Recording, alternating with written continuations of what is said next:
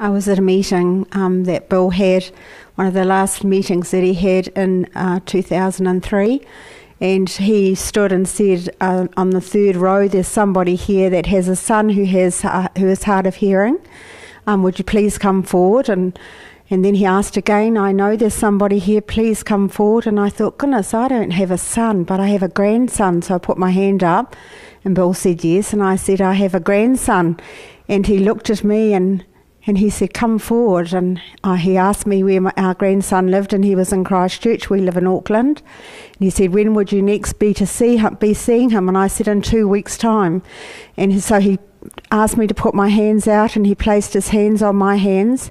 And he said, I give you the healing to take to your grandson, Nathan.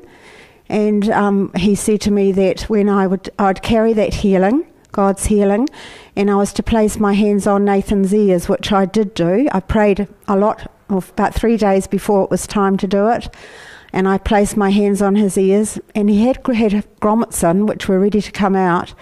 In fact, I think one had fallen out, but he's had no hard of hearing at all, and his language was starting to become unable to understand, and he wasn't hearing in school, and now he has very good language, and he is quite able to hear. There's nothing wrong with his hearing, and I just praise God that he is a God that heals.